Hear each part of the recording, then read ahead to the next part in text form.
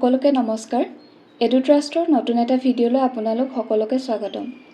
আমি যেহেতু ADRE Assam police আৰু অসমৰ অন্যান্য পৰীক্ষাসমূহৰ যিবোৰ ইম্পৰ্টেন্ট কোৱেশ্চনছ আহিব পাৰে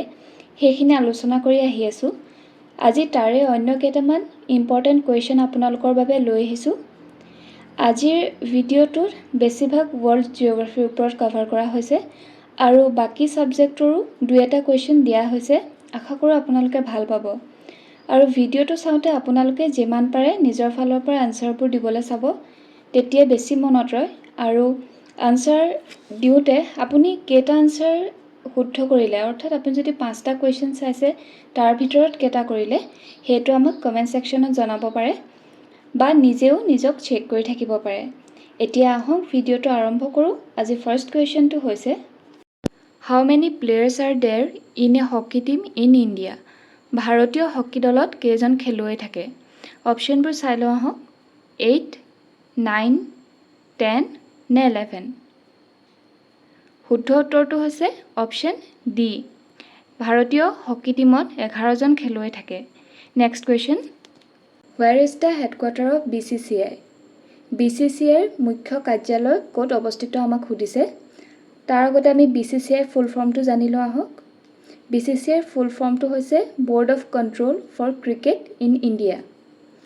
আৰু এতিয়া প্ৰশ্ন উঠিছে যে মুখ্য কাৰ্যালয়টো ক'ত অৱস্থিত অপচনবোৰ চাই লওঁ আহক অপচন এ দিয়া আছে New Delhi option B Gujarat option C Mumbai option D Kolkata এই অপচনবোৰৰ ভিতৰত শুদ্ধ অপচনটো হৈছে অপচন সি BCCI মুখ্য কাৰ্যালয় মুম্বাইত অৱস্থিত next question Tuzuki Baburi was written by whom Tuzuki Baburi গ্ৰন্থখন কোনে লিখিছিল অপচনবোৰ এবাৰ আমি চাই লওঁ জাহাংগীৰ বাবৰ গুলবদন বেগম নে ঔৰংজেব এই প্ৰশ্নটোৰ শুদ্ধ উত্তৰটো হৈছে অপচন বি টুজুকি বাবৰি লিখিছিলে বাবৰে নিজে হুমায়ুন নামা was written by whom Humayun নামা গ্ৰন্থখন কোনে লিখিছিল জাহাংগীৰ হুমায়ুন গুলবদন বেগম নে বাবৰে লিখিছিল এই প্ৰশ্নটোৰ শুদ্ধ উত্তৰটো হৈছে অপচন সি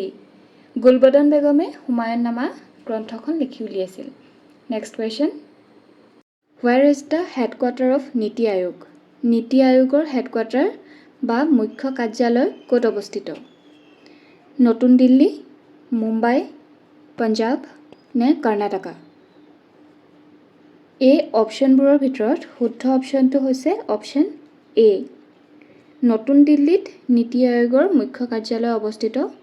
আৰু নীতি আয়োগৰ গঠনৰ মূল কাৰণটো হেতু আপোনালোকে নিশ্চয় জানে আমাৰ আগতে যি পঞ্চবাৰ্ষিক পৰিকল্পনা আছিল সেই পৰিকল্পনাটোৰ হলনি বৰ্তমানৰ নীতি আয়োগ গঠন কৰা হ'ল আৰু নীতি আয়োগ গঠন হৈছিল 2015 চনত এই আটাইকেইটা পইণ্ট আপোনালোকে মনত ৰাখি থব next question Where is the headquarter of SEBI SEBIৰ মুখ্য কাৰ্যালয় ক'ত অৱস্থিত এই প্ৰশ্নটোলৈ যোৱাৰ আগতে আমি জানি লওঁ আহক SEBIৰ ফুল ফৰ্মটো কি SEBIৰ ফুল ফৰ্ম হৈছে Securities Exchange Board of India এতিয়া আমাক প্ৰশ্ন উঠিছে যে SEBIৰ হেডকোৱাৰ্টাৰ ক'ত এই প্ৰশ্নটোৰ শুদ্ধ উত্তৰটো হ'ব অপচন ডি SEBIৰ হেডকোৱাৰ্টাৰ মুম্বাইত অৱস্থিত Which planet is known as morning star and evening star সৌৰজগতৰ কোনটো গ্ৰহক পুৱতি তৰা আৰু সন্ধ্যা তৰা বুলি কোৱা হয় অপচনবোৰ আমি চাই লওঁ আহক বুধ গ্ৰহ শুক্ৰ গ্ৰহ পৃথিৱী নে মঙ্গল গ্ৰহ এই অপচনবোৰৰ ভিতৰত শুদ্ধ অপচনটো হৈছে অপচন বি শুক্ৰ গ্ৰহক বা ভেনাছক সৌৰজগতৰ পুৱতি তৰা আৰু সন্ধ্যা তৰা বুলি কোৱা হয় The river Amazon flows through which continent Amazon ৰিভাৰখন কোনখন মহাদেশৰ মাজেৰে বৈ গৈছে অপচনবোৰ চাই লওঁ আহক Asia Australia north America South America এই অপচনসমূহৰ ভিতৰত শুদ্ধ অপচনটো হৈছে অপচন ডি এমাজন নদীখন সাউথ আমেৰিকাৰ মাজেৰে বৈ গৈছে এইখিনিতে আৰু এটা কথা ডিসকাস কৰি লওঁ পৃথিৱীত সৰ্বমুঠ কেইখন মহাদেশ আছে বাৰু 7খন নহয় জানো আৰু এই 7খন হৈছে Asia Africa North America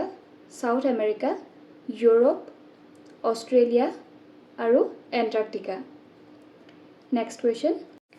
Which is the largest planet of the solar system? সৌৰজগতৰ আটাইতকৈ ডাঙৰ গ্ৰহ কোনটো? অপশ্যনবোৰ চাই লওঁ আহক মঙ্গল গ্ৰহ বৃহস্পতি গ্ৰহ শুক্ৰ গ্ৰহ নে বুধ গ্ৰহ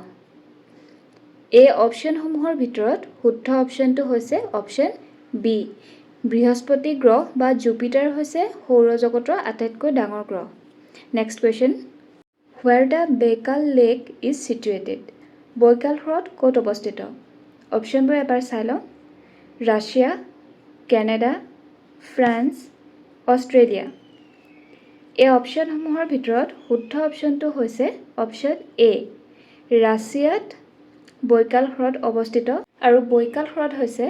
largest fresh water lake in the world পৃথিৱীৰ ভিতৰত সৰ্ববৃহৎ পৰিষ্কাৰ পানী বা মিঠা পানীৰ হ্ৰদটো হৈছে বৈকাল হ্ৰদ next question Which of the following is the smallest continent in the world? পৃথিৱীৰ আটাইতকৈ সৰু মহাদেশ কোনখন অপশ্যনবোৰ আমি এবাৰ চাই লওঁ এছিয়া অষ্ট্ৰেলিয়া ইউৰোপ নে এণ্টাৰ্কটিকা এই অপশ্যনসমূহৰ ভিতৰত শুদ্ধ অপশ্যনটো হৈছে অপশ্যন বি অষ্ট্ৰেলিয়া হৈছে পৃথিৱীৰ আটাইতকৈ সৰু মহাদেশ নেক্সট কুৱেশ্যনটো চাই লওঁ আহক Which of the following is the largest and the deepest ocean in the world? পৃথিৱীৰ ভিতৰত আটাইতকৈ ডাঙৰ আৰু গভীৰ মহাসাগৰ কোনখন অপশ্যন কেইটা এবাৰ আমি চাই লওঁ পেচিফিক অ'চেন বা প্ৰশান্ত মহাসাগৰ আটলান্টিক অ'চেন ইণ্ডিয়ান অ'চেন নে ওপৰৰ এটাও নহয় এই অপশ্যনসমূহৰ ভিতৰত শুদ্ধ অপশ্যনটো হৈছে অপশ্যন এ পেচিফিক অ'চেন হৈছে পৃথিৱীৰ আটাইতকৈ ডাঙৰ আৰু আটাইতকৈ গভীৰ মহাসাগৰ আমাৰ টোটাল মহাসাগৰ কেইখন আছিল হেতু আপোনালোকে জানেনে 5খন নহয় জানো আৰু এই 5খন হৈছে Pacific ocean Atlantic ocean Indian ocean Arctic ocean আৰু এণ্টাৰ্কটিক অ'চেন